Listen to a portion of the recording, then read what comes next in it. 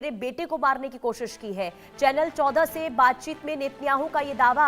Netanyahu ने बेटे का नाम नहीं बताया। नेतन्याहू के दो बेटे हैं, याईर और अवनर, और इजराइल के प्रधानमंत्री बेंजामिन नेतन्याहू ने एक बहुत बड़ा दावा कर दिया है और उन्होंने ये कहा है कि ईरान ने उनके एक बेटे को मारने की कोशिश की थी।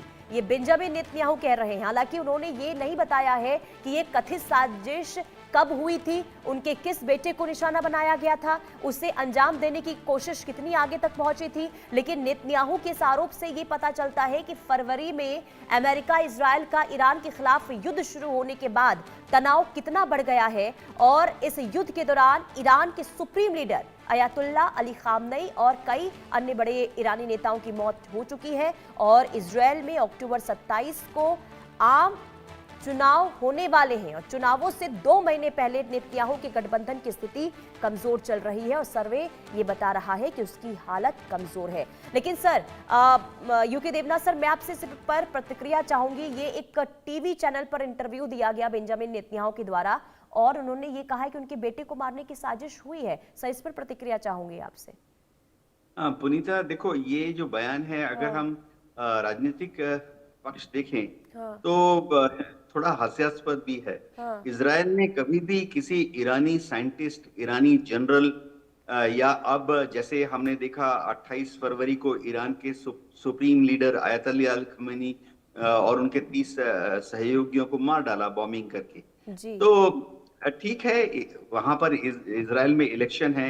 इलेक्शन के माहौल में नेतन्याहू को पूरा समर्थन चाहिए, सहानुभूति चाहिए। हाँ, इजराइल की पार्लियामेंट नेसेट में 120 सीटें होती है हाँ, और 60 सीटें चाहिए बेंजामिन नेतन्याहू को सरकार बनाने के लिए फिर से।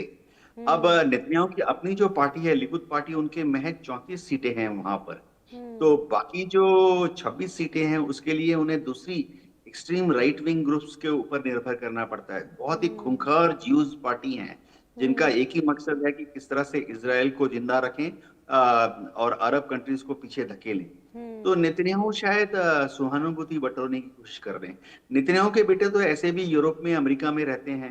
हम्म, वहां पर उस देश की जो सुरक्षा तंत्र है, जैसे अमेरिका में तो एफबीआई डायरेक्टली उनको प्रोटेक्शन देगी। तो ऐसा कुछ खतरा है क्या?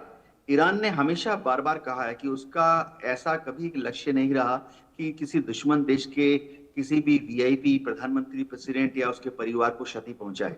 ईरान ने ऑफिशियली कभी नहीं किया और इसका कोई पिछले 40 साल, 30 साल में कोई रिकॉर्ड भी नहीं है। हम्म।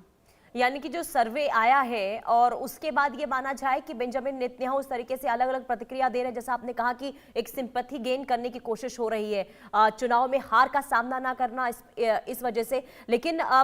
लेकिन सर, क्या वाकई में सिर्फ चुनाव की वजह से ईरान पर इतना बड़ा आरोप लगाना, ये तो फिर जंग को और ज्यादा भयानक बना सकता है ना सर? हाँ पुनीता, देखो, हाँ, इससे उनके काफी सारे स्वार्थ सिद्ध होते हैं। हम्म, एक, वो अपने लिए सहानुभूति बना रहे हैं, अपने परिवार के लिए सहानुभूति बना रहे हैं। दूसरा, हम्म, अपनी पार्टी की पोजीशन को मजबूत कर रहे हैं। हम्म, तीसरा, वो चाहते हैं कि ईरान की जो आम आवाम है उनमें जो युद्ध लड़ने की इच्छा है, जो कि थोड़ी कम हो गई है। जाहिर बात है, ईरान की जो इजराइल इजराइल की जो आम आवाम है उनमें युद्ध लड़ने की इच्छा थोड़ी कम हो गई है।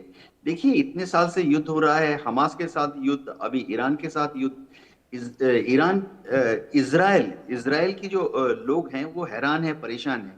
इसलिए जो अपोजिशन की 5 पार्टियां हैं, बड़ी पार्टियां, हम्म, उनका जो कोalition है, उनको काफी बढ़त मिलती हुई दिखाई दे रही है।